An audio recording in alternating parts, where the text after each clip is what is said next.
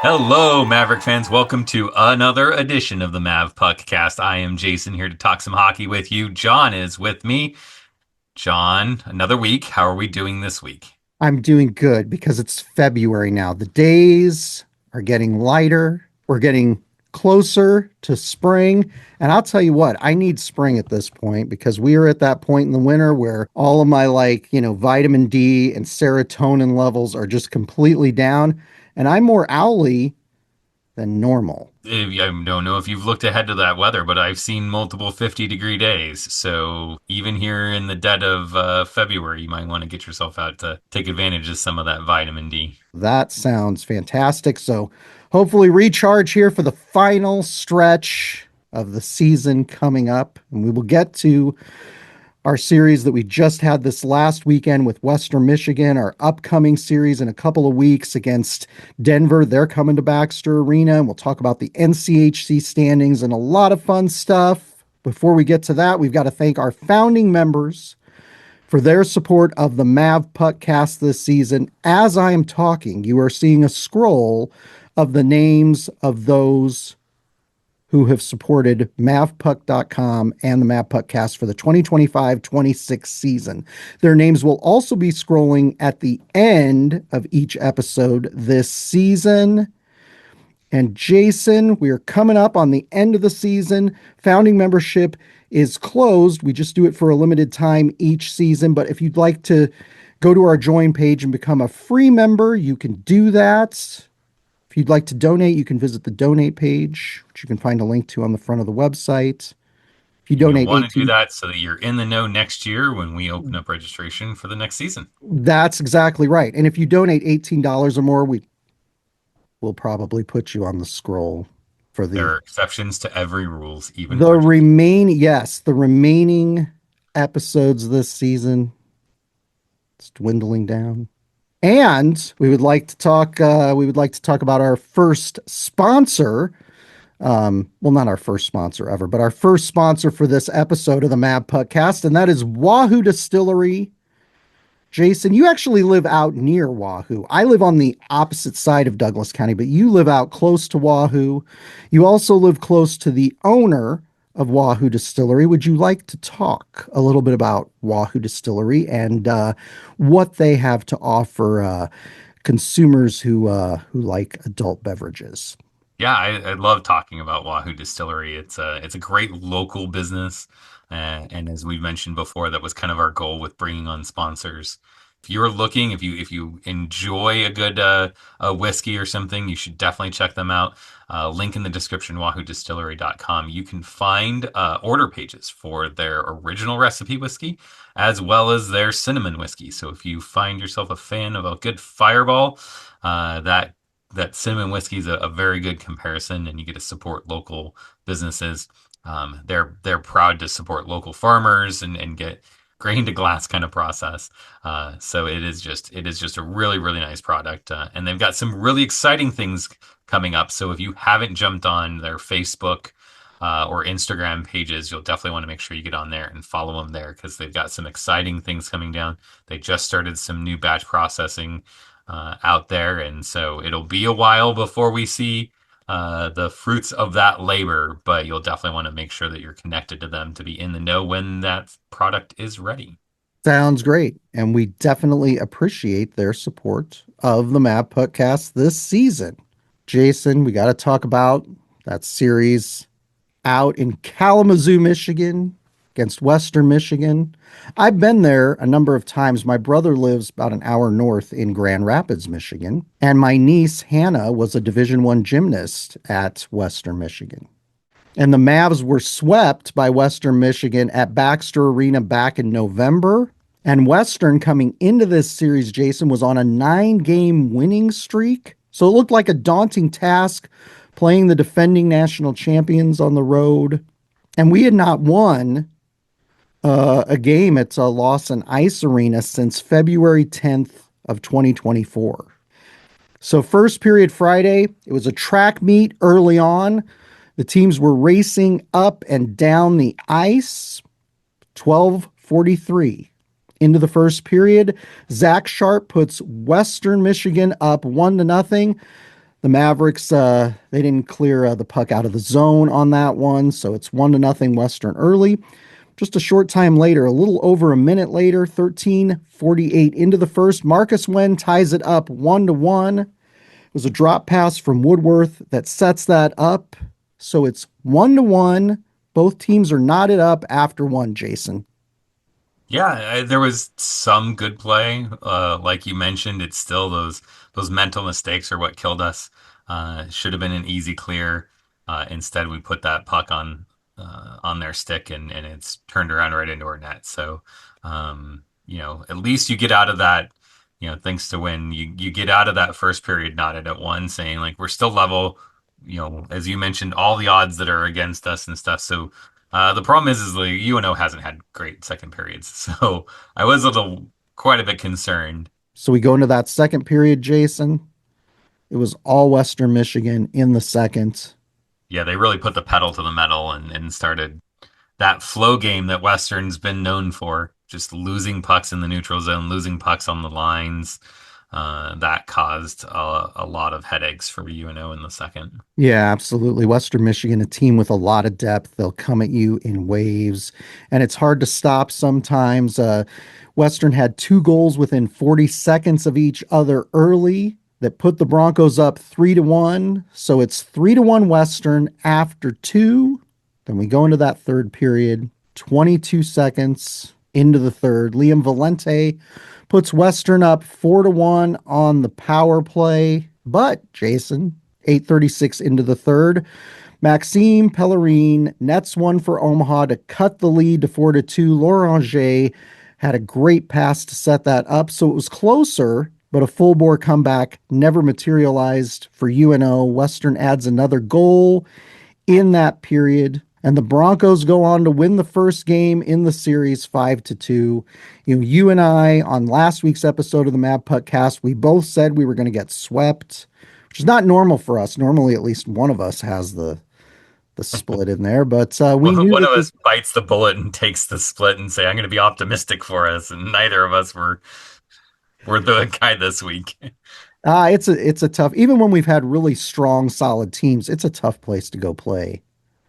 Well, and Friday's night's game is I think what at least I can say it's what I expected, right? It's Yeah, a lot of good play here and there, but not consistent, and mental mistakes are just they kill us and stuff. There's some good shots in there. There were definitely some really good plays by Western. They're a good team. When you're playing a team like that, you have to be so on point. so you go into the Saturday game, Jason. Mavs were hoping to salvage something in this series against Western. 10:46 into the first. Marc Lajoie puts UNO up 1-0 on the power play. Nice pass by Delagorjon Deer to set that up. And Jason, it's 1-0 UNO after one. The Mavs outshot the Broncos 9-8 in that first period. And that was a good period of hockey for UNO. We got some real good saves by Simon in that first period to keep us with the one goal lead after we got that power play goal, and it was a really fun thing to watch. I think from an Omaha hockey fan. So we go into that second period, 7 minutes into the second. Zachariah Wisdom ties it up shorthanded. We're not going to talk about that one that much. We hate to see that happen, Jason. That's always rough when you give up the shorty. And look, I was a little bit worried that the tide was going to turn, momentum was going to shift.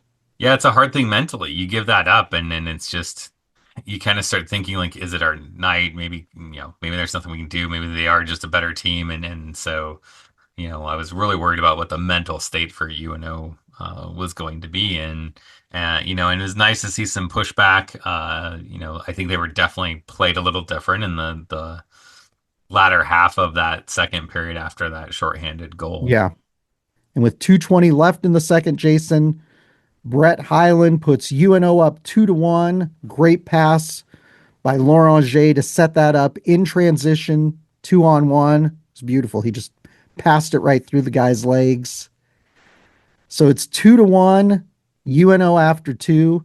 And I'll tell you what, Western. I'll tell you what, Jason. Western spent a lot of time in the box that period, which certainly was to our advantage. I got to be Yeah, honest with you. I think they had like five or six in a row between the first and second period, and it was that was a penalty filled game, and it's always a hard one. But I think that honestly that a little bit favors UNO. Western has a they have a style of play that really builds off of shifts, and so when you can take 5-on-5 for a long period of time, they can start to kind of get a feel for things and start to get to a flow to the game. So every time these penalties happen, whether it's against UNO or for UNO, like it just changes the dynamic of the game, and I think it just really kind of messed with their game plan a little bit. It could have been a way worse outcome for Western Michigan at that point. Yeah. Had capitalized on some of those opportunities, but the goaltender stood stall and defense cleared pucks. Yeah, absolutely right. We got that power play goal in the first period. We had 5 power play opportunities in the second, and we did not capitalize on any of them. Hmm. And we gave up that shorthanded goal, and we were still ahead after 2 periods. So we're going to take what we're going to get, Jason. 20 minutes, smart hockey. You can skate away with a an upset win, and a big upset win because, UNO, I'm sure, was looking at the scoreboards, and we'll talk later in this episode about standings and stuff, but they would be, at least the coaching staff had to be aware of what happened and who won on Friday and know that, like, you've got to find a way to get points on Saturday if you want to Yeah, stay in the race. absolutely. Get it done. And 3:31 into that third period, Jason, Marcus Wen puts UNO up 3-1. Nice shot from the point on that. So it was 3-1 UNO throughout most of that third period. And with 11.9 seconds left in the game, Luke Woodworth gets an empty netter. The Mavs go on to win 4-1, Jason. That was a big win for UNO. Considering how things have gone, considering where we're at in the standings, at this point, I was just happy for the guys that they got a big win against a good opponent on the road. And it's really important for the team to have a really positive outcome against a tough team like that at this stage of the season.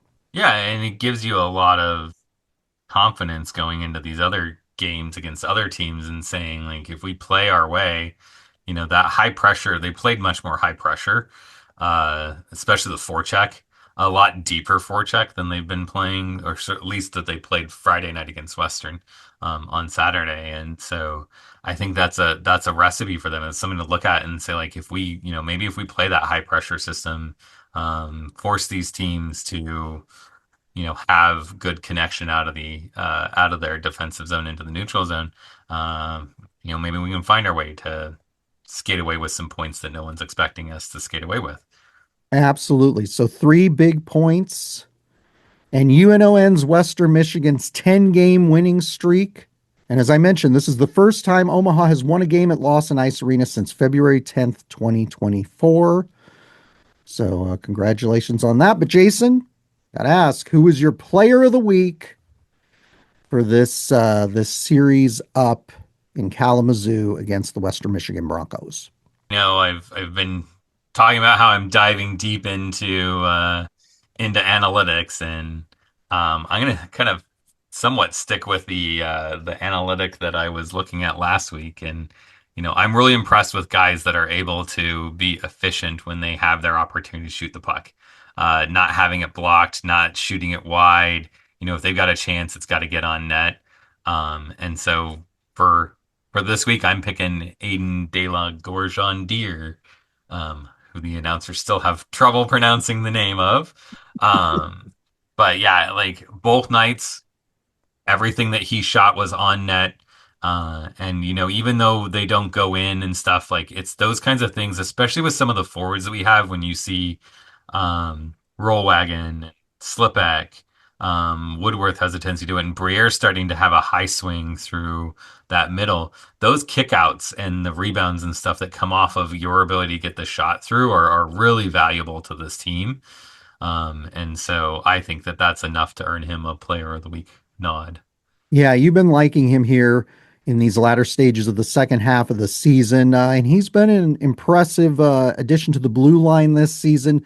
2 assists this weekend. He had 3 shots on Friday night and 4 shots on Saturday night. And I'm going to go with the obvious pick because this is what I like to do, Jason. I do not need more stuff to think about. So I'm going to go with freshman forward Marcus Wen, who had 2 goals in Kalamazoo. He has 8 goals and 5 assists this season and is fourth on the team overall in points. He's one of those kind of gritty forwards out there who manages to get the job done. You love that energy. You love Yeah. the guys that are just, so pumped when they get a goal, no matter how many they get. And, it seems like every one of them is their first goal kind of attitude. That's just that kind of mentality is just it's fun to see, and it's fun to be a part of as a fan. Oh, absolutely. Both Wen and Wong this season. Loved watching them here down the stretch. But we've got to talk about our second sponsor of the Mavpuckcast today, and that is Wilson and Washburn, Jason, a bar and scratch kitchen in downtown Omaha in the old market. You and I know Jeff Luby, who's one of the owners of Wilson and Washburn. We've obviously been talking a lot about them here in the second half on the podcast. Jason, would you like to tell us a little bit more about Wilson and Washburn? I would love to. It is an amazing local kitchen downtown. A good place to go grab a tap. So if you're feeling like just hanging out in the old market area, you can get down there, check them out, grab a bite to eat. We've talked a lot about kind of their staples, the fish and chips and their pulled pork sandwich. But I tell you, my favorite thing on their menu though, I love their smoked meatloaf sandwich. So if you haven't gotten down there to give that a try, John, I don't know how you what you think of meatloaf sandwich, but it Oh, is I tops on my love list. I love meatloaf when we go places, and if it's something that they specialize in on the menu, I tend to get it because I don't get meatloaf all that. Bridget is not a fan of meatloaf. When I was growing up, my mom would make meatloaf. It was so good. Like she put bacon on top of the meatloaf when she cooked it. It was just delicious. So if I can get a good meatloaf sandwich or even a good meal with meatloaf, I will do it. So yeah, big fan of that. And a number of their specials, like their Gruyere grilled cheese that they've offered over the years, has been popular. And they do a number of specials. So you should consider following them on Facebook because they post pictures of those throughout the year. And if you'd like to learn more, visit wilsonandwashburn.com. All right, Jason, it's time for the mavpuck.com weekly top 20 for the week of February 2nd. So here we go, Jason. Number 20, UMass. Number 19, Harvard. Number 18, Boston. Number 17, Northeastern. Jason, 17, 18, 19 in there were all in the Boston metropolitan area. So just check them all off there at the. Just it's easy that way. I don't have to That's travel right. far. That's right. Number 16, Maine. Number 15, Yukon. Number 14, Boston College. Number 13, Dartmouth. Number 12, Wisconsin. Number 11, Minnesota State, Mankato. Number 10, Cornell. Number 9, Providence. Number 8, Minnesota Duluth. Number 7, Denver. Those two teams, Denver and Minnesota Duluth, just had an entertaining series out at Magnus Arena this last weekend. I watched some of that. Number 6, Quinnipiac. Number 5, Penn State. Number 4, Western Michigan, who we just played this last weekend.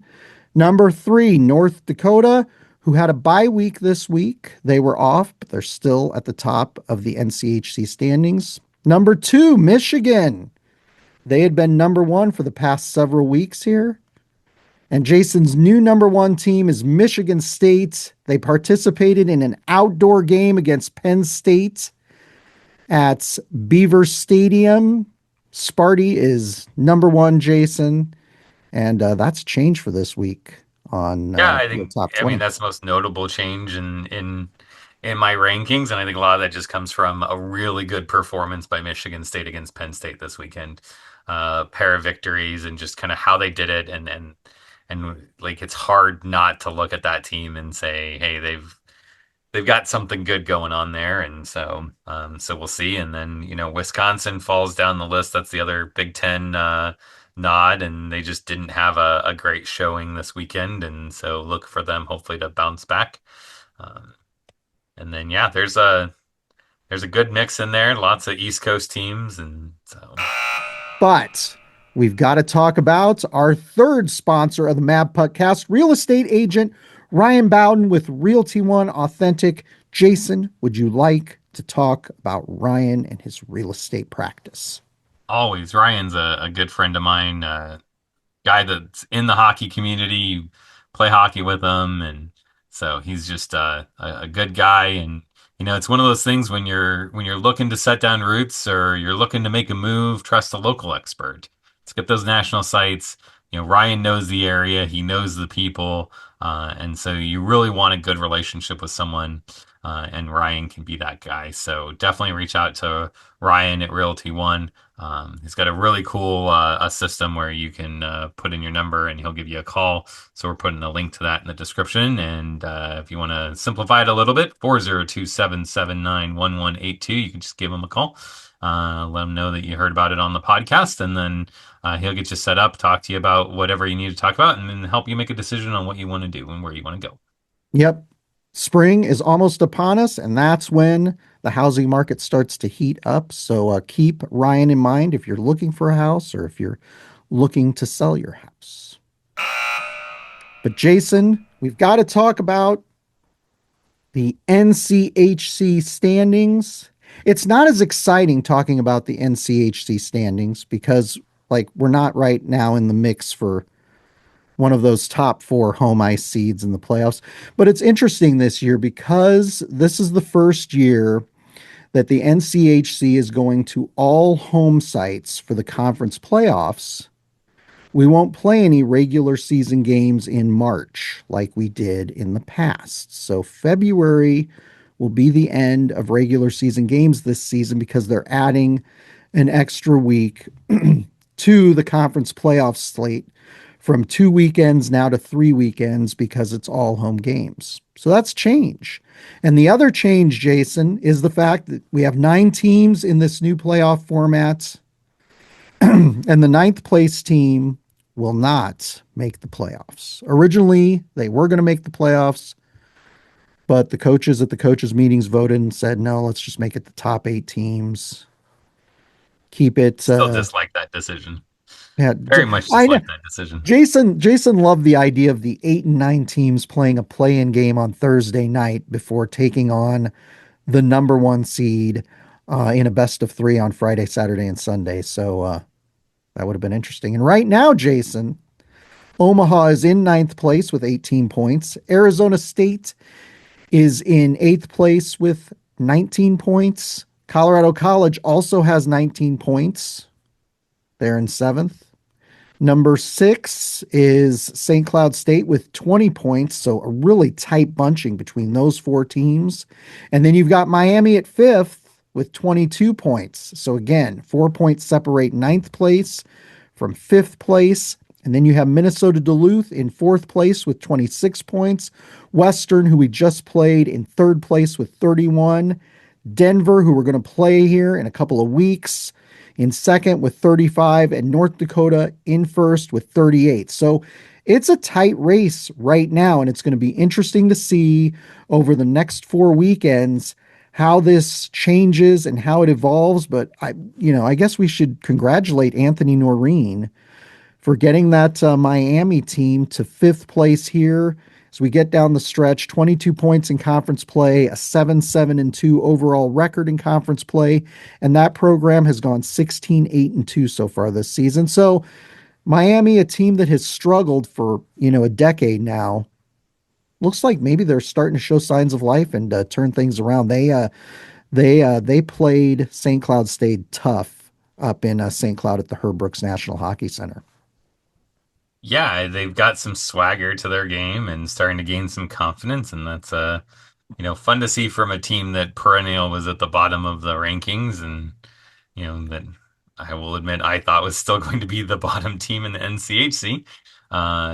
They're putting some stuff together. They've got some good runs. Hopefully they can, I guess, somewhat. Hopefully, I fear that Omaha and Miami will be in it at the end. So, we'll see if they can hold it out or if they start struggling playing against teams that are having something to play for. Yeah, it'll be interesting to see. Again, be really interesting. I'll have to start listening to those press conferences to see what the motivation of that team is. Obviously, I think they're probably motivated to not get left out of the playoffs this year.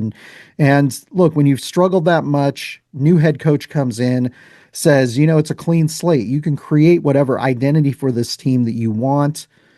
I like to see it. It's just interesting. And Arizona State being in eighth place, that is a lot lower than I saw them. Omaha, just they got to keep chipping away and keep themselves within striking distance. UNO has an off weekend coming up. So other teams here are going to be playing and getting points. So it'll be interesting to see where UNO stands going into the Denver series. But an interesting race in conference play, as it always seems to be in NCHC play, Jason. And Omaha has to look at it that they have a little bit of a not really an advantage, but their end of season has them in a decent position if they can commit to it and find ways to win because you have the tiebreaker against Colorado College. So if you end up tied in points, even if it's 8-9, right? Like you're going to be the 8 team instead of the 19 if it's you and Colorado College. So there's motivation there that we've got that. You play Arizona State and you play Miami at home. And so those are opportunities for you in that grouping of teams that are kind of at the bottom to kind of separate yourself from that mix. If you can find ways to sweep instead of split, or God forbid, not lose both games to either of those teams. So I say it's in their hands. They kind of somewhat control their destiny, at least for, working themselves out of the last place spot in the league. Yeah, it's going to be really interesting to see how that evolves. And we've got to talk about that series, the next series UNO plays coming up against Denver. DU is 16-11-2 overall. They're 12-6-0 in the NCHC this season, Jason. 8-6-1 at home, 8-5-1 on the road. Pios are led by head coach David Carl. He is 195, 85, and 19 in 8 seasons. And he has won 2 national championships, Jason. And he is 36 years old. Not a bad place to be in for Oh, 36. I gotta tell you, that bastard. Yeah. Just everything. His life is just one boulevard of unbroken green lights, Jason. Telling you Yeah, that. I mean, he lives in a real city and he Oh my gosh, to yes. play For those for. out there, Jason grew up in the Denver metropolitan area, and he was once a season ticket holder for the DU Pioneers, went to their hockey games. And so we were on our way out to Denver with Jason. Bridget and I were. This was the 2023-24 season, right? That was that interesting series that lasted 3 days because the We ice had to broke. extend our trip. Yep. Yes, and you weren't sure because you needed to be back to work. And I told you, I said, well, if you can't stay for this, kind of historic Sunday afternoon game, we're going to drive you to the Panhandle, have Jolene come and pick you up. And then Bridget and I are going back for the game. But fortunately, you could stay. But yes, on the way out, Jason made some comment about, if Omaha was just a real city like Denver. And I would love to have seen the look on my face. I can just imagine because I almost left Jason on the side of Interstate 80 on the way out there. I will never let him live that down, just so you know. So, Jason, now that we, know your history with Denver and how you feel about Denver, what do you think about The Pioneers coming into Baxter Arena. Certainly, this is a big series. UNO has had its struggles over the year with Denver. Denver is a solid team, top to bottom, well coached team. And they, for the past, 10, 12 years, they've been in the mix, in the hunt for a conference championship and a national championship. What do you think about David Carl and crew coming in to Baxter Arena here? It's always going to be a tough test with Denver. I think the things that UNO can look to give them some positive thought processes going into this is going to be that Denver has struggled, particularly against these teams that they should beat uh, this season on the road, particularly. And so that's an opportunity for UNO maybe to say like, hey, if we play well, play our game, we've got an opportunity here to earn some points in our NCHC standings. And so, their game is not like their game is Denver's game, right? It's still lots of speed, lots of flow, come at you in waves. They shoot the puck a lot. They're extremely efficient in their shooting percentages. They've got a ton of guys on their roster. They're in double digit shooting percentages. So any shot they take is going to be a dangerous one. I think the difference between the Denver teams that we've seen in the past, particularly their national championship teams, and this year has been goaltending. It's kind of a three-man group that have all had some playing time, and so we've got to find a way to take away ice. We've got to find a way to get pucks to high danger areas. If we get power plays against Denver, let that power play roll and get some goals off of it, and that'll kind of be the recipe for success for Omaha. That high pressure game that we played against Western can be very effective against Denver. So seeing more of that will be good for Omaha as well. Yeah, we'll have a week to rest up here, work on some things, get some guys who are banged up closer to full health. Some players to watch. Junior defenseman Eric Polkamp leads the team in points with 16 goals and 11 assists. Junior defenseman Boston Buckberger is second on the team in points with 8 goals and 15 assists. Past couple of seasons, they've had a really solid D-core on that team, and Polkamp and Buckberger have been part of that. So Mm-hmm. it's kind of somewhat of a rarity with college hockey teams to see your top point producers be defensemen, but DU has some really talented ones. Junior forward Sam Harris is third on the team in points with 10 goals and 11 assists. Freshman forward Clark Caswell is fourth on the team in points with 3 goals and 18 assists. And senior forward Rieger Lorenz is fifth on the team in points with 9 goals and 10 assists. And he had the game winner against Minnesota Duluth in OT on Saturday to get the Pioneers the sweep this last weekend against UMD.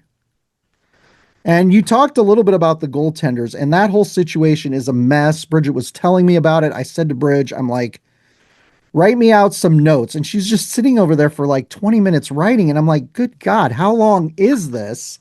And as you alluded to, Jason, all 3 goalies have played this season. So freshman Quentin Miller started the season in net. He had 24 consecutive starts until suffering a lower body injury versus St. Cloud on January 24th. Freshman Johnny Hicks came in relief during that game and earned his first career win. Hicks made his first start last Friday versus Minnesota Duluth, but left the game with 9:23 remaining. He had a lower body injury. So junior Paxton Geisel finished the game with 3 saves in the 4-3 win. Hicks was back in nets this last Saturday night and got his second win of the season, a 1-0 shutout of Duluth. And Hicks has a .55 goals against average and a .980 save percentage. So I don't know if we're going to see Quentin Miller get back in the lineup, or if Hicks is going to be playing, or if Geisel's going to be playing. Jason, it's hard to say. And this is what you were alluding to. This is an interesting goaltending situation for them. A lot of really young, talented goaltenders, but But the skaters in front of these guys are going to have to step up regardless of who's in net. And it's hard because you're kind of relying on who's healthy and who's not, and that's Yeah. something we don't like. Like I say, I expect to see Miller because I've heard from people that he looks like he's healthy and ready to come back, and so it's like, okay, so if he is, like, how do you not go back to him? I would imagine, but then I also look at it going, okay, so the flip side of that is, how do you feel with Omaha? Like, do you say like, okay, we're on the road, we feel confident, Hicks is capable and healthy, and so we'll just go with Hicks and Geisel, and we'll let Miller take another week to rehab, and then bring him back later on or something. I don't know, because I like it all hinges on like what's the health of the team at that point in time, but Well, yeah, and it's the other thing, Jason, like you have to remember, they have a series between playing us, so we'll have a better idea, obviously, after this podcast comes out, who is being featured between the pipes for them. So you just don't know, and it who gets hurt in their next series. yeah who gets a lower body injury in the next series. So that's I think I've told you before, like when we're doing our players to watch, it's really hard when you've got injury situations like that because I don't know who's going to be in, who's going to be out. You just never Well, know. and that's why I said that Omaha's high pressure system that we played Saturday against Western, that kind of mentality is going to be key, I think, to us because if you look at Denver and their goaltending situation, it's not so much that I just think they've hit the jackpot three times in net, right? I think a lot of that credit goes to the defense and the defensive system that's in front of them. Yep. Carl's a good coach. They know what they're doing. They know how to transition from defense to offense in their zone. And you'll notice that their defense have really active sticks. So turnovers are we get the puck, we're out of the zone. We get the puck, we're out of the zone. And they're going to be looking to make those movements quick, and that's going to give us some problems. So if we can put pressure on them, mess up those exits and stuff, and really start to make those D find opportunities instead of just feel for opportunities, I think that's going to be the way to turn some zone exits into scoring chances for Omaha. Because I say like I really do like I credit more of the goaltending, not to take credit away from the goaltenders because I think they're really good players, but like I think it's the defense, the defensive system, that really is driving what you see in your on net statistics. Yeah. Yeah. So No, absolutely. we've got to have a way to get around that. Yeah, exactly. We don't want to have Simon Lacozi, assuming he's the one starting both games this upcoming series, to face 40 shots game. Yeah. It's just you're not going to win. Especially when 25 of those 40 shots are going to be coming from defensemen in, I say abnormal situations. Their Yeah. defense will drift down the boards. You're going to see defense get to the middle of the ice and take high Yeah. danger, high slot chances with this team.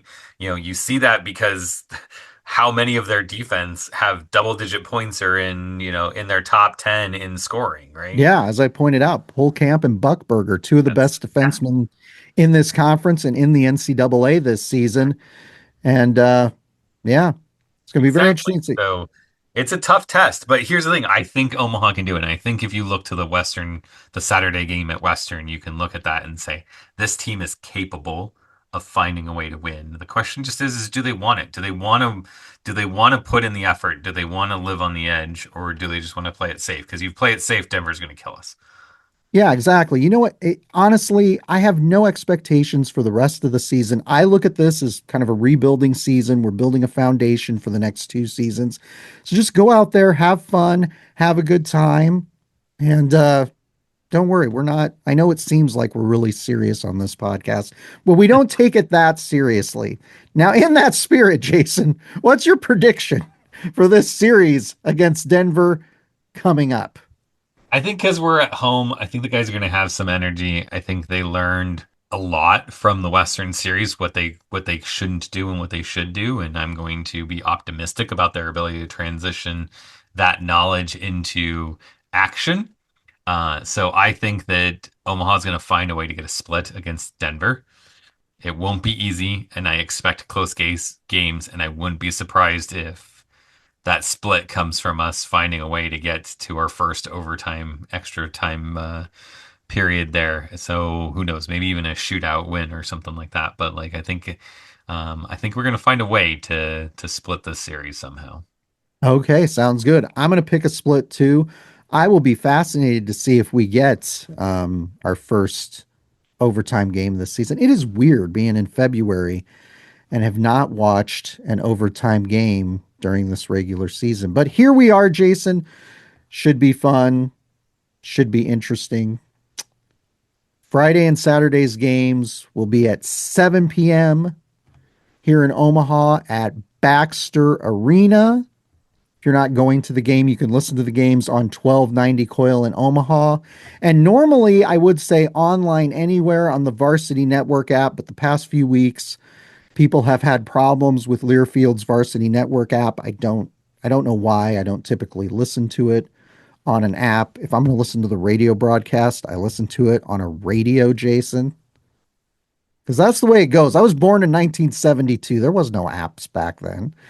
So there are multiple ways potentially to listen to it, but you're just going to have to figure that out. You can always go to 1290 Coil's webpage and do it. You can listen to it on the radio. You can try the Varsity Network app. I can't guarantee whether or not it'll be on there, whether it'll start on time or whatever. But regardless, Mike Valancourt and Terry Leahy will have the call, and they do a great job, Jason. I do. Both games will be streaming on NCHC TV. Honestly, all of the NCHC games for the rest of the season, including the playoff games, will be streaming on NCHC TV. So that'll be nice. And be sure to follow Mavpuck on Facebook, Twitter, Instagram, all of our social channels to stay up to date during the coming weeks and during that series against DU. But until next time, Jason, go Mavs. Go Mavs!